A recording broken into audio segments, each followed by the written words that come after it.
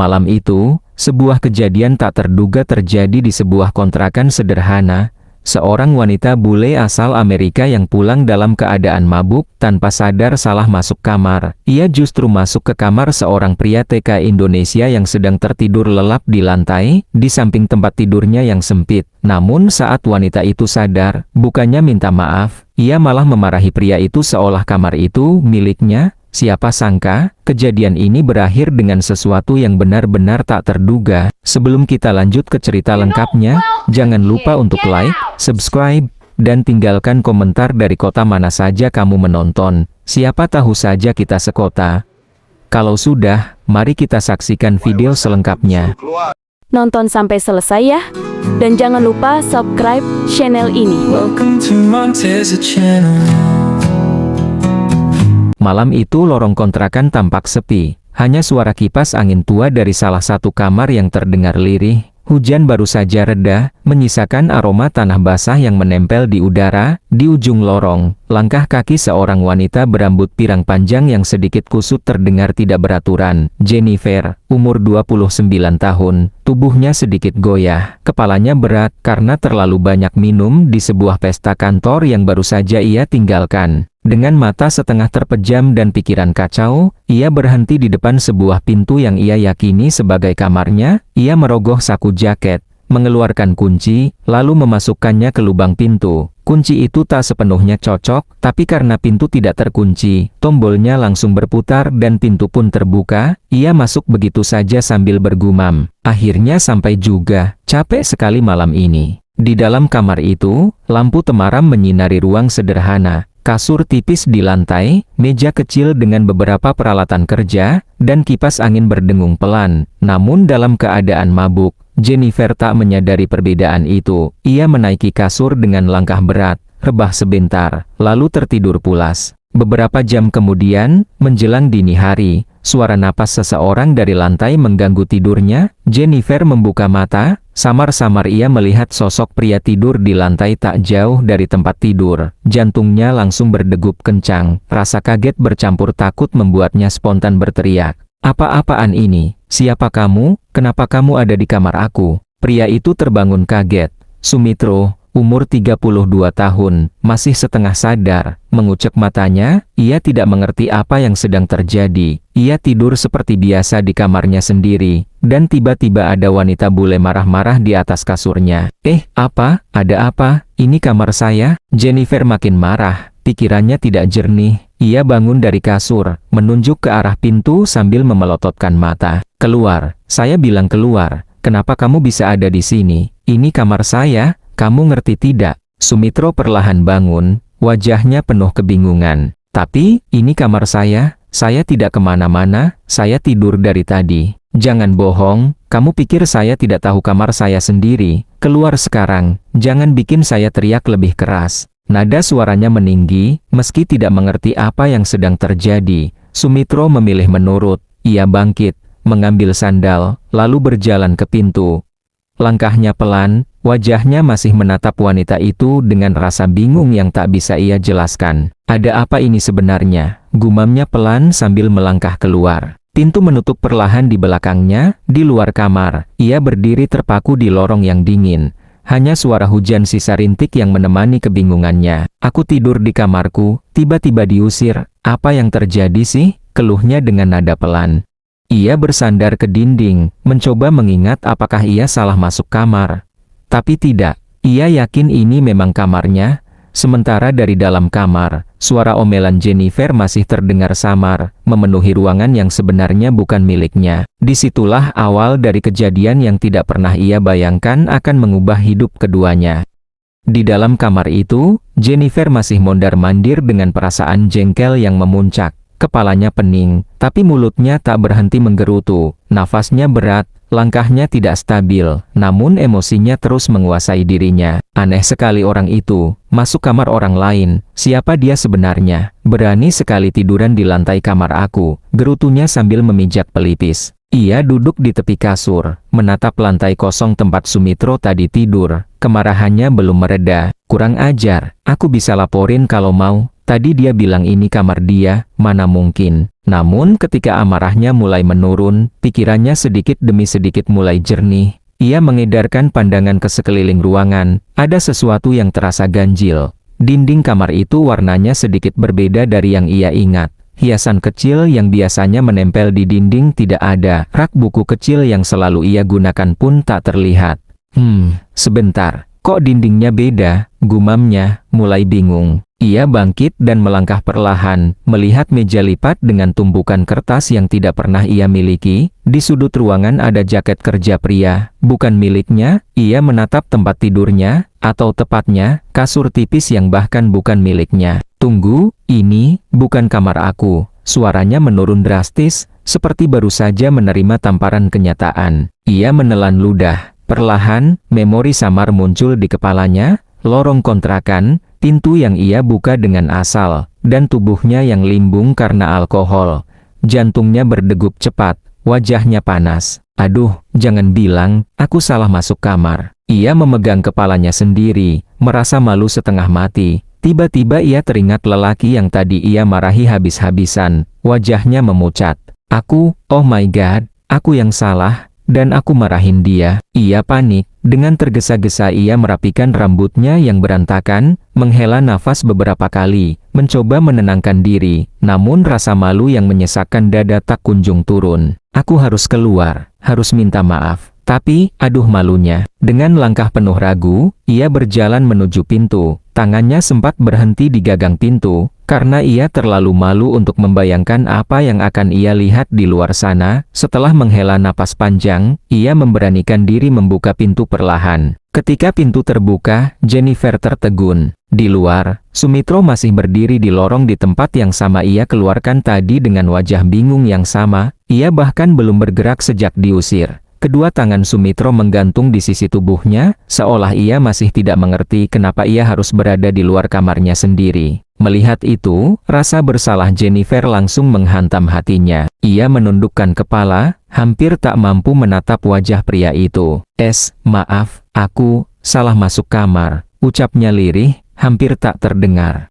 Sumitro mengangkat sedikit kepalanya, raut bingungnya berubah menjadi kaget, lalu perlahan menjadi mengerti. Namun ia tidak sempat berkata apa-apa karena Jennifer langsung berjalan cepat melewati dirinya, hampir setengah berlari menuju kamarnya sendiri. Langkahnya terburu-buru, wajahnya merah, dan suara pintu kamarnya yang menutup pelan menjadi tanda betapa malunya ia. Di lorong itu, Sumitro berdiri mematung, masih memproses semuanya. Ya Allah, jadi dia yang salah masuk. Gumamnya pelan sambil menghela napas panjang. Ia melihat pintu kamar Jennifer yang sudah tertutup. Kemudian ia kembali masuk ke kamarnya sendiri. Namun kali ini, ada perasaan aneh di dadanya campuran kaget, lucu, dan bingung yang sulit ia jelaskan. Di balik pintu kamar sebelah, Jennifer duduk di lantai dengan wajah tertutup kedua tangannya. Aku benar-benar memalukan, bisiknya. Dan di sanalah kisah ini mulai berubah arah tanpa mereka sadari.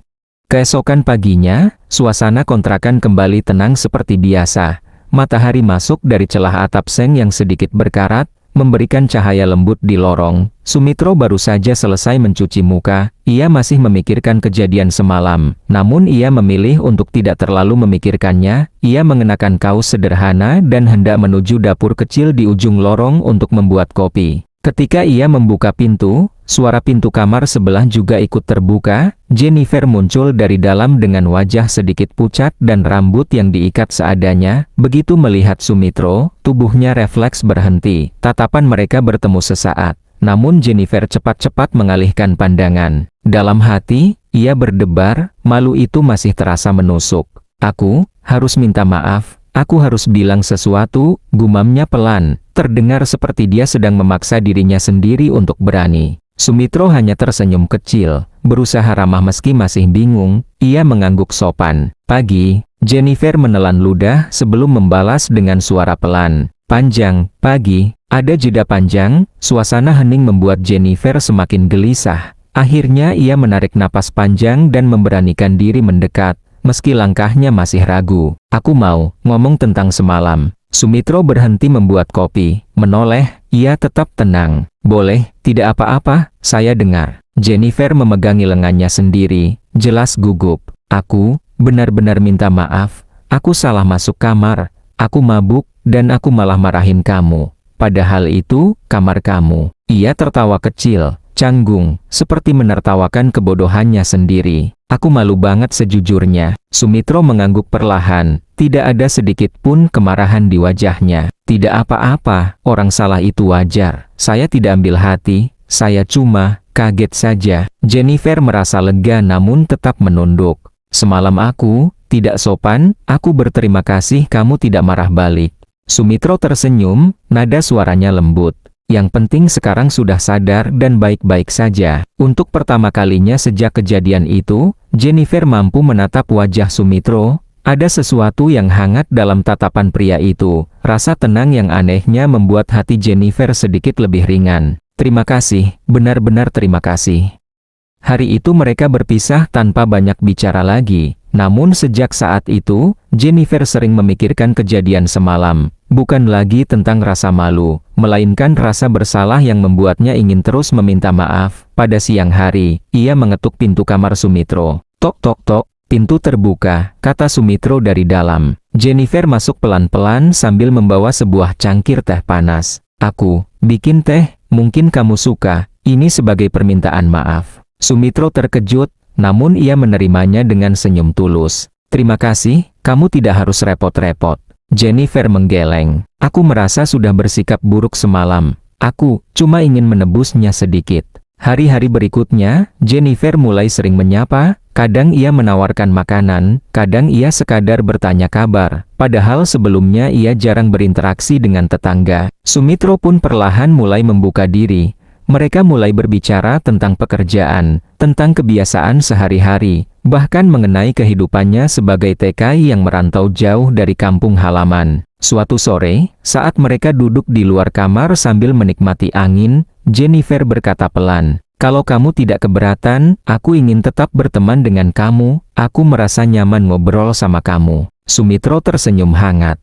Teman itu baik, saya juga tidak keberatan. Saat itulah hubungan mereka mulai berubah dari sekadar tetangga menjadi teman yang semakin dekat. Tanpa mereka sadari, kejadian memalukan itu justru membuka jalan untuk pertemanan yang tulus. Dari rasa bersalah, tumbuh ketertarikan. Dari ketertarikan, tumbuh kenyamanan. Dan itulah awal perubahan besar dalam hidup Jennifer.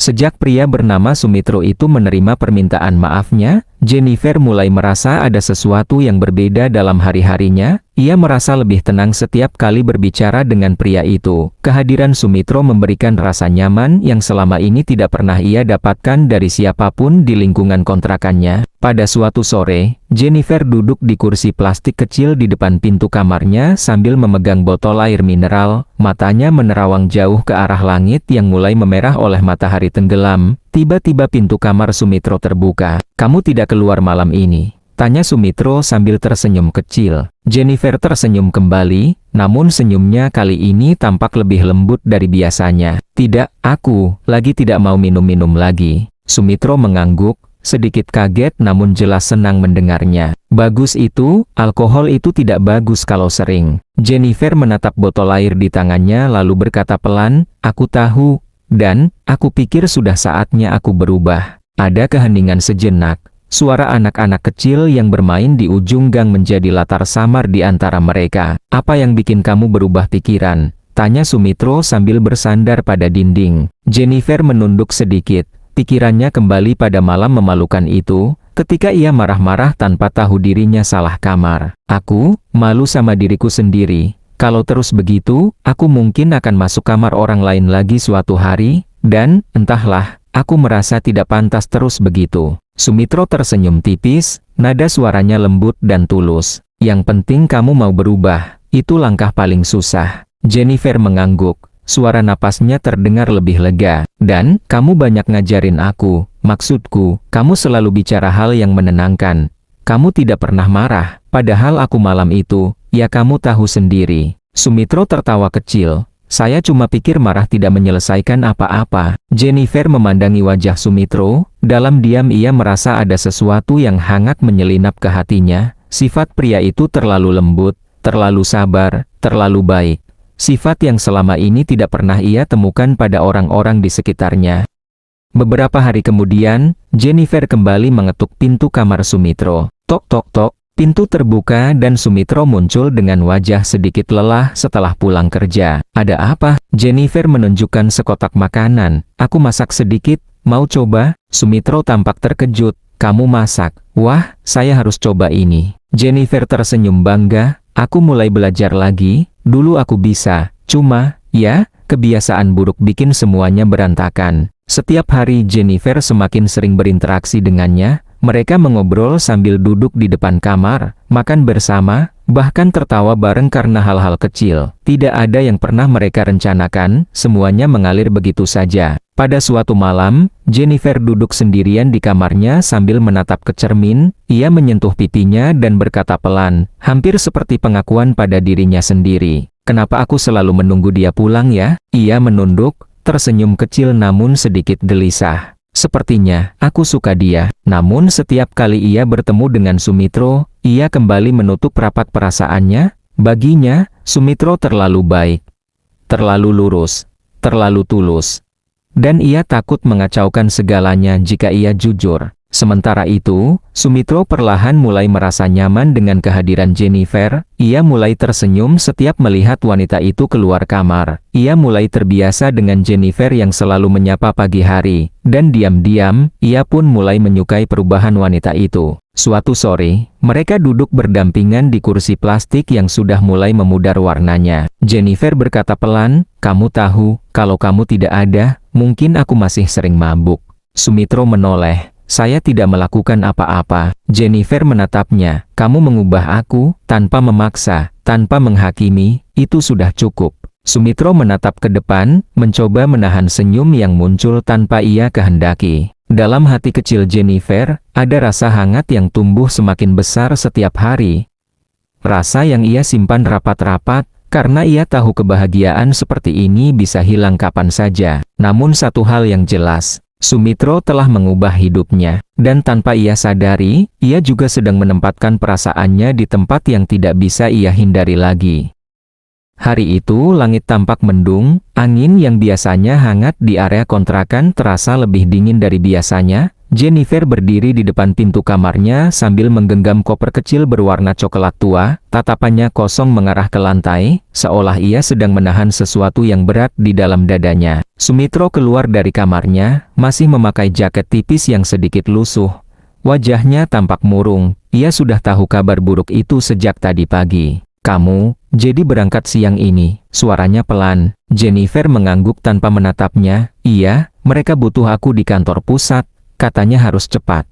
Ada hening panjang, hening yang aneh, bukan sekadar diam biasa, tetapi diam yang memikul kehilangan. Aku bakal kangen ngobrol sama kamu, kata Sumitro akhirnya. Jennifer mengangkat wajahnya pelan, berusaha tersenyum meski matanya sudah berkaca-kaca. Aku juga, sudah terbiasa lihat kamu tiap hari, rasanya aneh banget harus pergi mendadak kayak gini. Ia menjinjing kopernya, dan mereka berjalan berdampingan keluar gang kontrakan itu. Tidak ada tawa seperti biasanya, tidak ada candaan kecil, hanya suara langkah yang berat dan udara yang terasa menekan. Saat mereka hampir sampai di ujung gang, Jennifer menarik napas panjang dan berkata lirih, sampai sekarang, aku belum bilang makasih karena kamu sudah banyak bantu aku berubah. Sumitro menoleh, kamu berubah karena kamu sendiri, saya cuma ada di sekitar saja. Jennifer tersenyum miris, tidak, kamu lebih dari itu. Di perjalanan menuju bandara, mereka duduk berdampingan di dalam taksi.